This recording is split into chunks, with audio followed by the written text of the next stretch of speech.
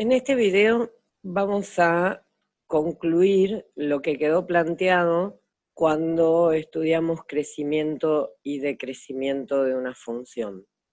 Habíamos estado trabajando con esta función, calculado su dominio, conjunto de ceros, positividad, negatividad y el comportamiento final. Y lo habíamos registrado en un gráfico, estos datos, y luego al estudiar la relación entre la derivada y el crecimiento de la función, calculamos la derivada de la función y obtuvimos que en 5/7 había un punto máximo, que la función era creciente, de menos infinito a 5/7, unión de 1 a más infinito, y que era decreciente entre 5/7 y 1.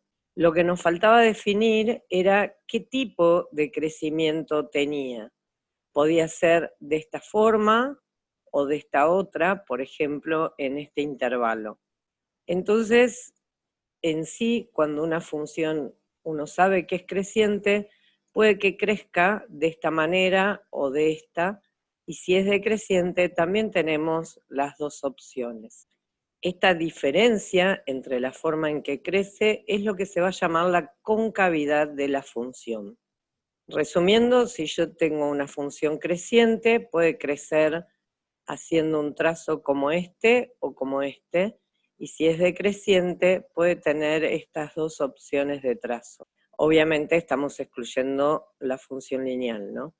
Si unimos estos dos tipos de trazos, nos queda una forma como esta, que se dice que si la función plantea esta forma, es cóncava hacia arriba o cóncava a secas. Y si es de esta manera, uniendo estos dos, es cóncava hacia abajo o convexa.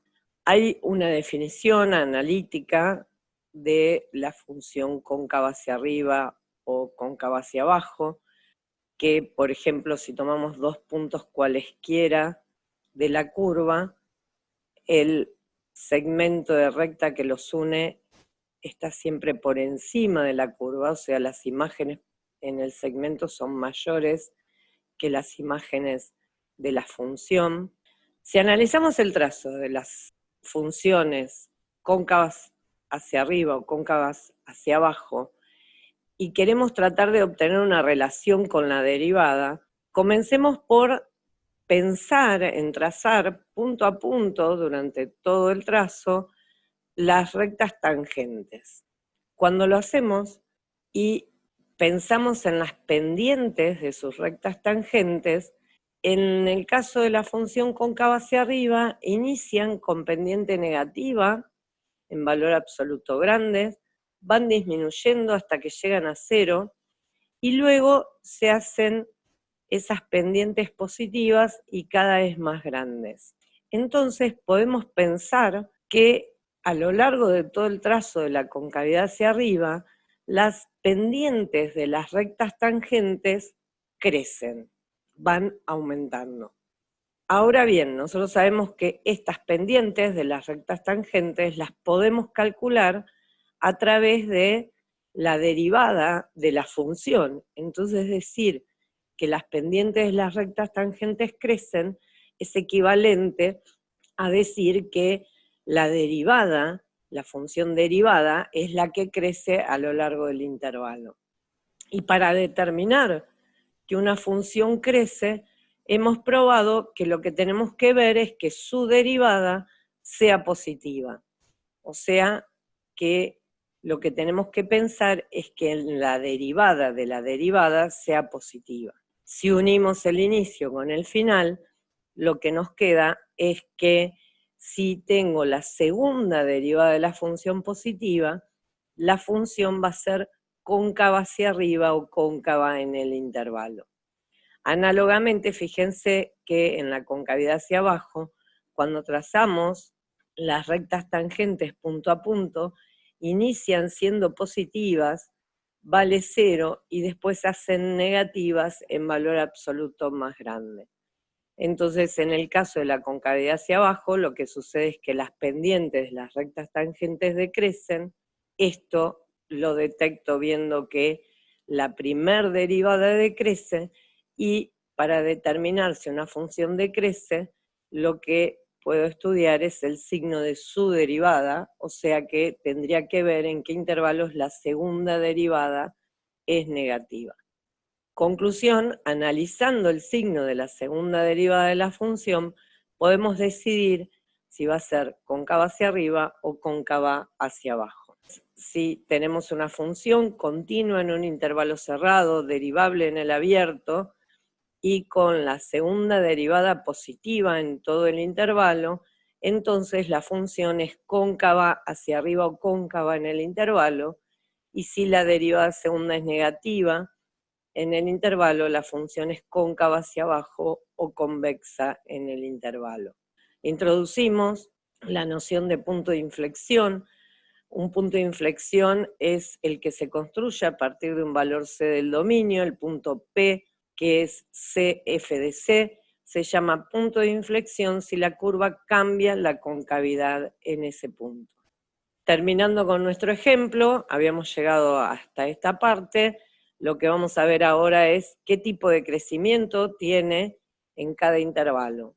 Tenemos la función, su derivada, vamos a calcular la segunda derivada para después, analizando sus signos, decidir la concavidad de la función. La segunda derivada, la primera es un producto, derivamos el primer factor y multiplicamos por el segundo sin derivar, le sumamos el primer factor por la derivada del segundo. Para poder después analizar los signos tenemos que llevar esta expresión a una expresión menor. Vemos que tenemos dos términos, en los dos términos tenemos el factor 1 menos x elevado a distintas potencias, distintos exponentes, y además el factor 1/5 también está en común. Vamos a sacar de factor común entonces 1 menos x elevado al menor exponente, que en este caso es menos 8/5, el menor exponente. Sacamos ese factor común y el 1/5, nos va a quedar de esta manera. Concluimos las cuentas y obtenemos para la segunda derivada esta expresión. Y lo que tenemos que hacer ahora con esta expresión es buscar para qué valores de x es positiva y para qué valores de x es negativa. O sea, tenemos que buscar el conjunto de positividad y negatividad de la segunda derivada. Para ello primero buscamos el dominio, que son todos los reales menos el 1. Buscamos cuándo vale 0, que va a ser en 10 séptimos. Y analizamos los signos. Como es un producto, la segunda derivada, podemos pensar en hacer la tabla de los signos. El primer factor no existe en 1 y después siempre es positivo, pues si observan el exponente va a quedar elevado a la octava, que es un exponente par, con lo cual el resultado de esta cuenta siempre va a ser positivo. El segundo factor, menos 10 más 7x, vale 0 en 10 séptimos. Para los menores es negativo y para los mayores es positivo, con lo cual la segunda derivada en el intervalo de menos infinito a 1 es negativa, de 1 a 10 séptimos sigue siendo negativa, y para los mayores que 10 séptimos es positiva. Y a partir de estos signos de la segunda derivada, concluimos que nuestra función en este intervalo de menos infinito a 1 es cóncava hacia abajo, de 1 a 10 séptimos sigue siendo cóncava hacia abajo, para los mayores que 10 séptimos es cóncava hacia arriba, y entonces como en 10 séptimos hay un cambio de concavidad, este valor es un punto de inflexión y vamos a tener que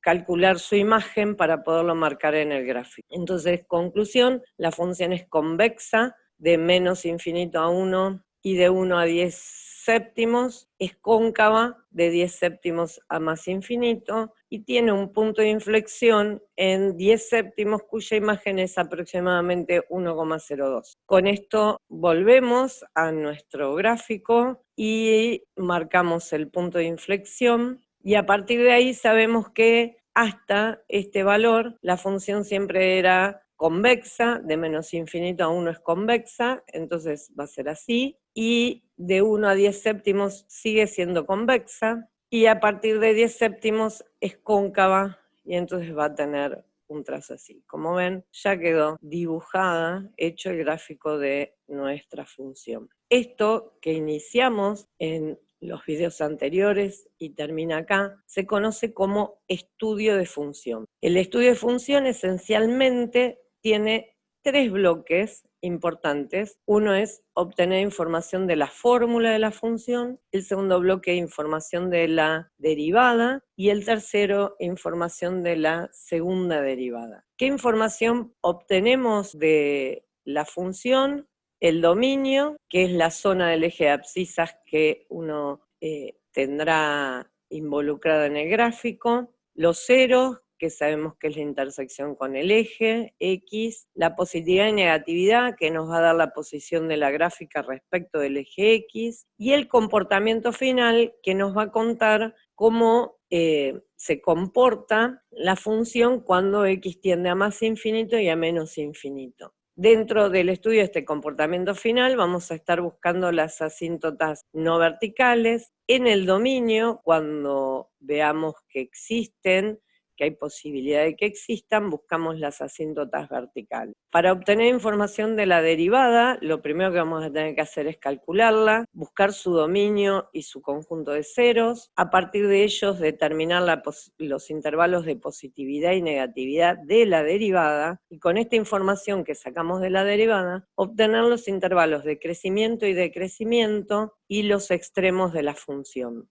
En la segunda derivada de nuevo también la calculamos, buscamos el dominio, los ceros, su conjunto de positividad y negatividad, y con esta cuenta sacamos la conclusión de la función sobre cuáles son sus intervalos de concavidad y los puntos de inflexión. La recomendación cuando hagan un estudio de función completo es que a medida que van terminando un bloque, después que obtienen toda la información de la función, registren en un gráfico esa información, después cuando obtienen la de la derivada, complementen lo que hicieron en la primera parte, y lo mismo con la de la segunda derivada. Recomendamos hacerlo paso a paso, porque hacerlo todo junto al final puede llegar a marearlos un poco. Y por otro lado, generalmente todo lo que es cálculo lleva más de una carilla de trabajo, entonces es conveniente empezar un estudio de función trabajando con 2 hojas, en una donde voy a hacer las cuentas y en otra donde voy a tener el gráfico y voy a ir registrando lo que obtengo paso a paso en las cuentas. Y registrándolo también sirve como un control de que estoy haciendo más o menos bien las cosas. Esa es la recomendación. Tienen ejercicios para hacer sobre estudio de función. Cualquier duda, pregunten en el foro.